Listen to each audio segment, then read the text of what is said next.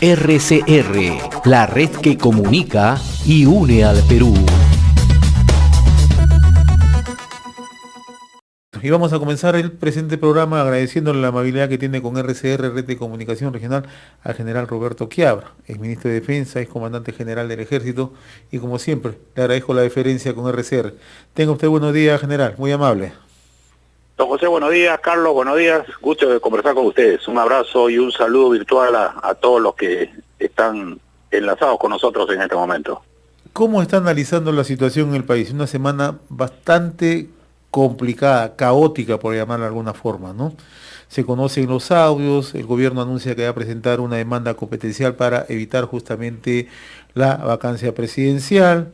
Luego se conoce que el presidente del Congreso tomó contacto con algunos altos miembros de las Fuerzas Armadas. El presidente del Consejo de Ministros se presenta conjuntamente con el ministro de Defensa, ¿no? Y los altos mandos de las Fuerzas Armadas, y ayer se conocen un conjunto de audios, ¿no? Escándalo tras escándalo. ¿Cómo está analizando usted la situación, por favor? En primer lugar, vemos que además de la crisis de salud económica, social y emocional que sufrimos los peruanos, tenemos una crítica política. Entonces tenemos una crisis donde no necesitamos nosotros enemigos externos, basta con los que tenemos al interior de nuestro país.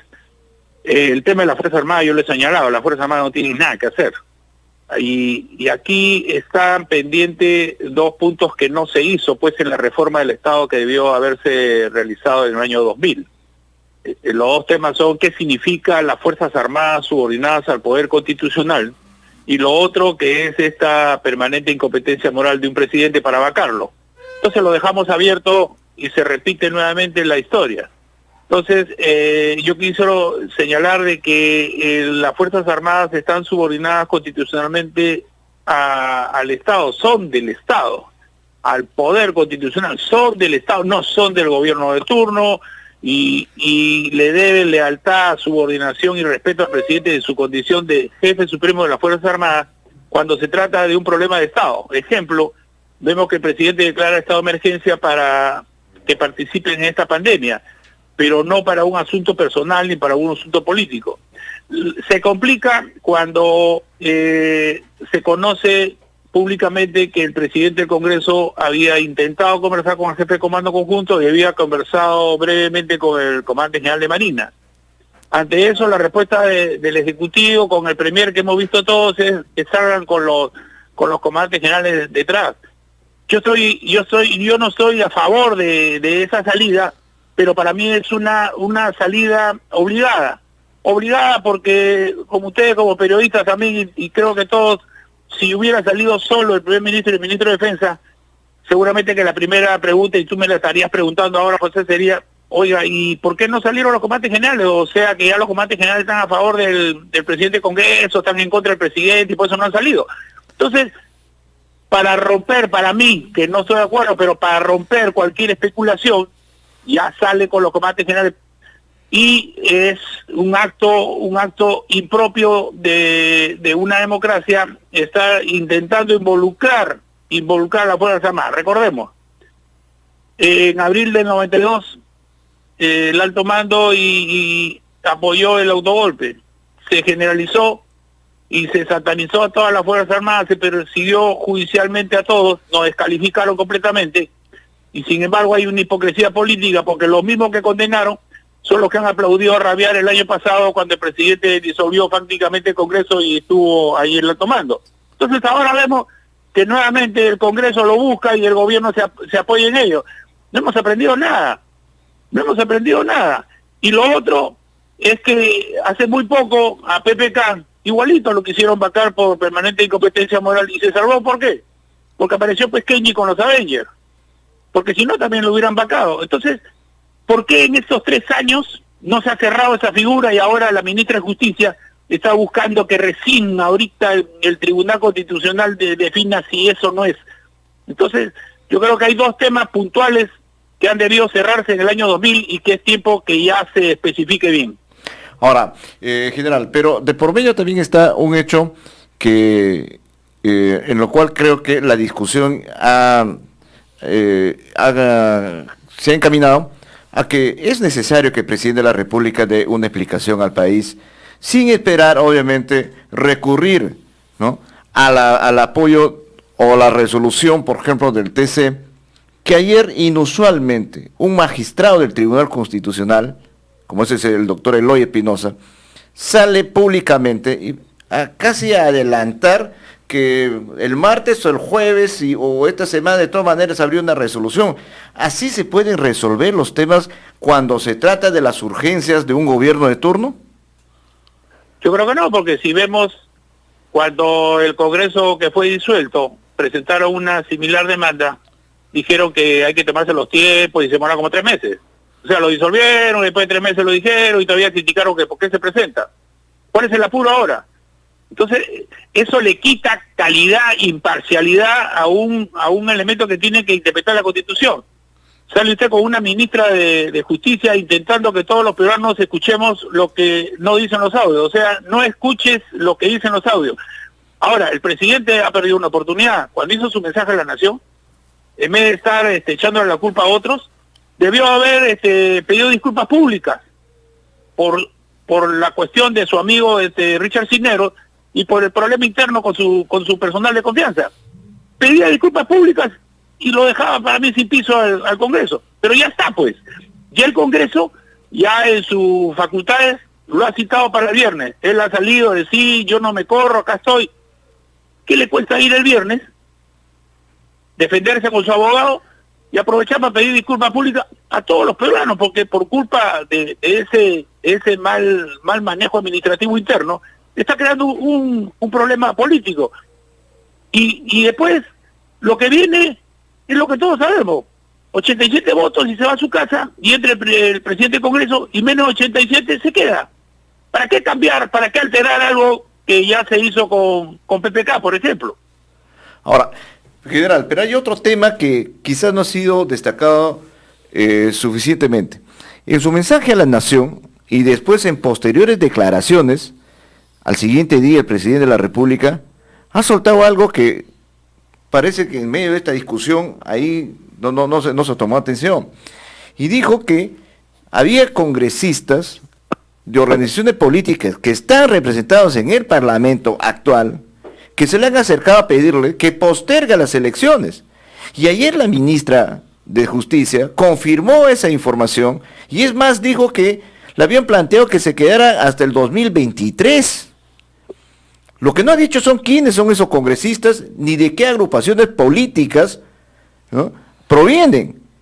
Entonces, quizás no sea tanto el hecho de que llamaron a las Fuerzas Armadas, metieron a este tema, sino que buscaron una tabla de salvación para dar marcha atrás en su posición luego de haber avalado la moción de vacancia, o para que la admisión de vacancia, porque en realidad temen que eso se puede revelar, y ahí sí estamos frente a otro tipo de escándalo. Eso sí sería una acción, no sé, pues, si golpista, sediciosa, o sea, romper la Constitución para yo quedarme un tiempito más en el Congreso y de paso también darle la ventaja al actual presidente de la República. De eso se trata entonces ahora, y ese mensaje ha sido dicho por el presidente de la República y parece que ha tenido su efecto.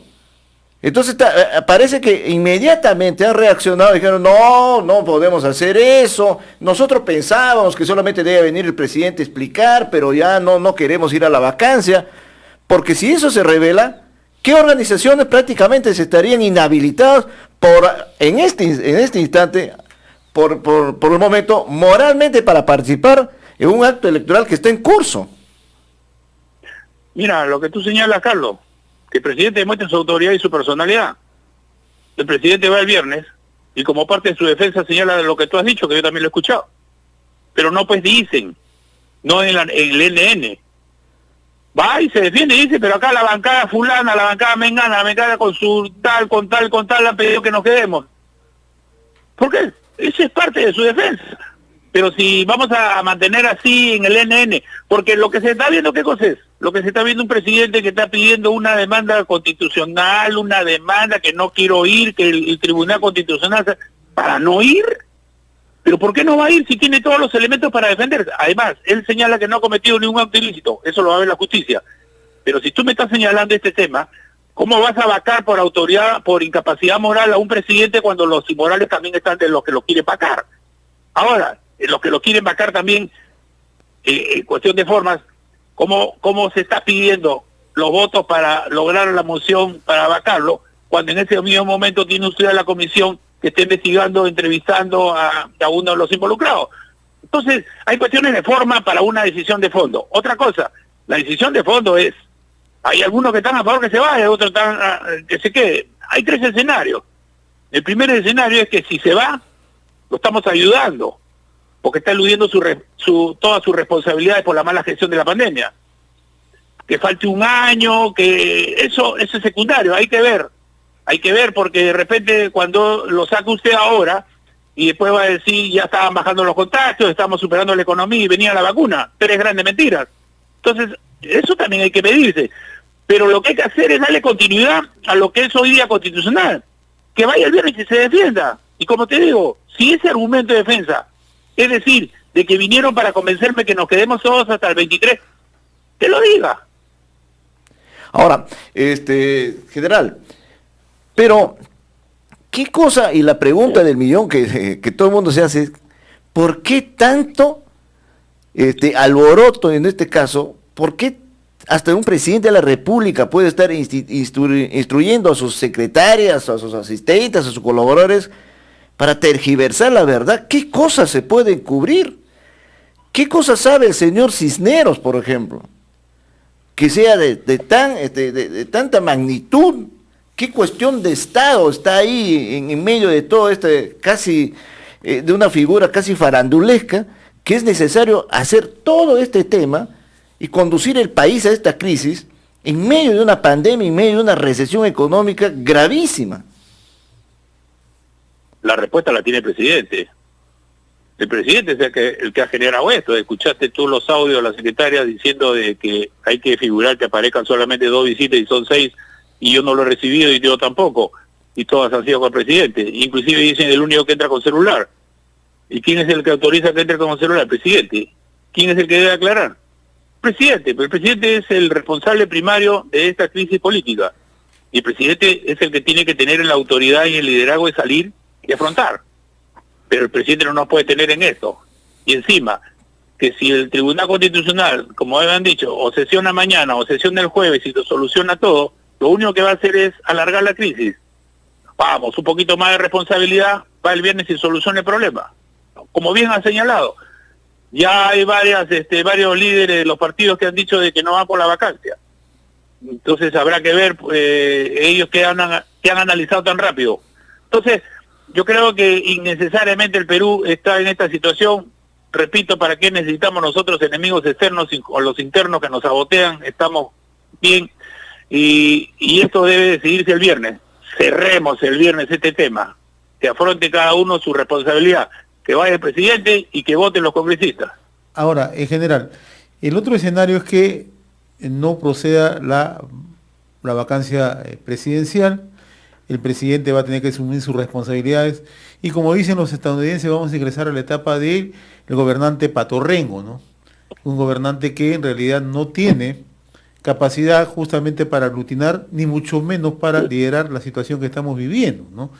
Pero por un lado es eso, y por el otro lado, luego de la configuración que se ha dado estos días, el conocimiento de estos audios, ¿usted cree que los ministros de Estado asuman responsabilidades hacia adelante? Se lo pregunto, usted ha sido ministro de Estado y sabe perfectamente que muchos ministros se van a sustraer a firmar un documento, a hacer un desembolso o a hacer la ejecución de tal obra en medio de toda esta situación. Mira, acá la responsabilidad es individual. Así como todos los ministros dicen que tienen su renuncia bajo el brazo, todos deben de tener un apellido que defender. Porque si ellos van a asumir las consecuencias del presidente, que después no se quejen. Empezando por la ministra de Justicia, como te digo. Entonces, yo creo que aquí lo que va a suceder es que el presidente ya debe estar arriando su gallardete de la lucha contra la corrupción. Él era su gran gallardete, y lo repetía, y sin embargo estamos viendo de que favorecía pues no solamente a su amigo, sino a los familiares, los que trabajan con él. Esa es una responsabilidad penal que la va a tener que absolver él. Pero Patorrengo, Pollo Cojo, lo que querramos del presidente, alarrear este único gallardete que tenía, porque es lo único que tenía, porque es un incompetente manejando el Estado para lo de la pandemia, es un incompetente para lo de la economía. Eso es lo que yo digo, si usted lo saca antes, le está librando de una responsabilidad. Que se quede nomás, lamentablemente para los peruanos, que se quede, esa es nuestra vida. No es la primera vez que estamos en una situación difícil y en esta tenemos que salir solos y unidos. Lo que pasa es que hemos dividido el país. Si ustedes preguntan ahora, va a haber mucha gente que quiere que se vaya ahorita, como va a haber otra gente que quiere que se quede. Bueno, intereses de por medio, intereses de más, pero hay que ver que esto es una responsabilidad política. Para eso están los congresistas, para eso está el presidente. Nosotros hemos votado por ellos, no nos quejemos y que ellos decidan. Pero para mí lo mejor sería que esto se decida este viernes para poder darle una continuidad al esfuerzo que se está haciendo para ver cómo bajamos los contagios. De no ser así, general, iríamos a estas elecciones, ¿no? Con las reglas que están puestas en este momento. Usted, en una entrevista anterior con RCR, manifestó su interés y estaba evaluando en ver la posibilidad de candidatear, ¿no? Y de presentarse en estas elecciones. Usted, ¿cómo evalúa las reglas de juego que hay ahora? ¿Cómo llevamos adelante este proceso con la transparencia y la certeza de que las cosas se están haciendo bien? Bueno, efectivamente. Fíjate que el Congreso tiene plazo hasta el 28 de septiembre para dar los últimos cambios. Ya dio uno apuradamente y lo dio bien, fue que no participe en los que están sancionados en primera instancia. Falta ver lo del voto que se vota en forma particular y lo que es el financiamiento, cosas importantes.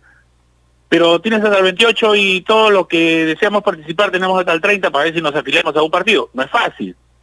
No es fácil cuando no eres miembro nato de un partido. Pero eso de que haya transparencia, fíjate que el Jurado Nacional todavía no puede sesionar porque el Colegio de Abogados no ha enviado su representante.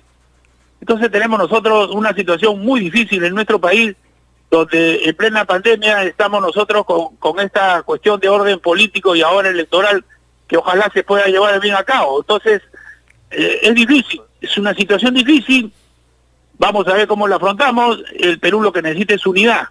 El Perú necesita unidad, eso no lo va a salvar nadie, ni uno solo que crea que es Superman, ni un solo partido.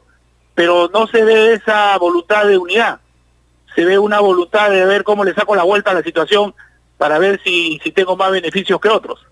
Vamos a ver, está pendiente todavía, no hay nada concreto, tengo tiempo hasta el 30.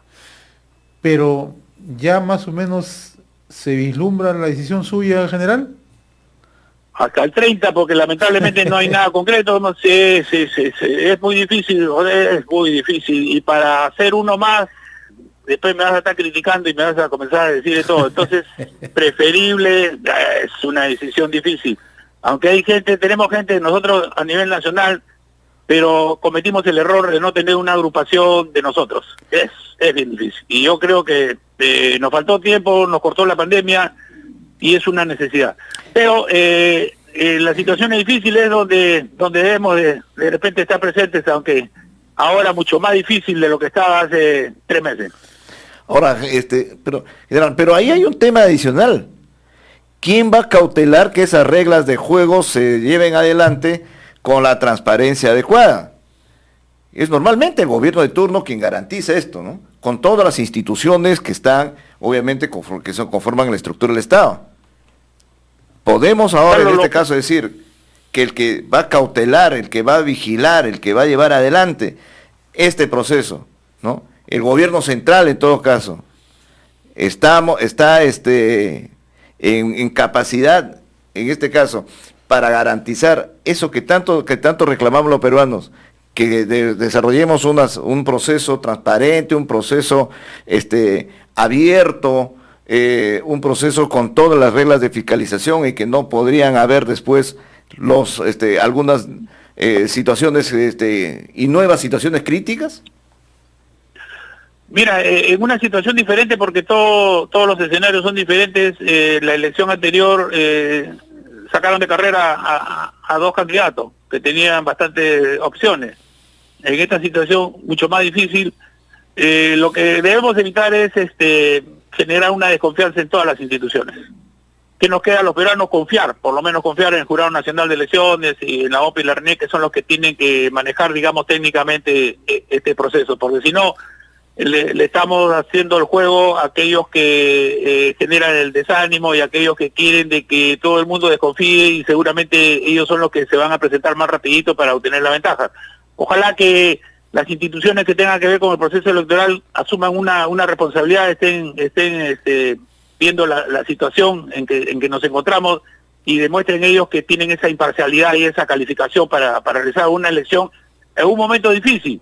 Esta es una elección atípica, no hay propaganda electoral ni radial ni televisiva, se está viendo cómo va a ser la franja electoral, no va a haber oportunidad de hacer mítines, todo va a estar en relación al quien tenga la capacidad de tener estos medios que tenemos usando nosotros ahora para hacer conocer nuestro planteamiento, y en medio de todo eso tenemos esta crisis política donde, como te digo, ojalá no desconfiemos de las instituciones que tienen la responsabilidad directa de ejecutarlas. General Roberto Quiabra, ha sido sumamente grato conversar con usted, le agradezco infinitamente esta comunicación con RCR. Muy buen día, muy amable. Don José, Carlos, buen día para ustedes, a todos tus oyentes y todos los que nos ven en RCR, un abrazo, y hay que recordarnos que bajar la guardia todavía, el virus está al acecho y ojalá seamos todos inteligentes y a todos los que les corresponde solucionar este problema este día viernes. Un abrazo para todos ustedes, gracias por el diálogo, gracias, hasta luego. Gracias. RCR, la red que comunica y une al Perú.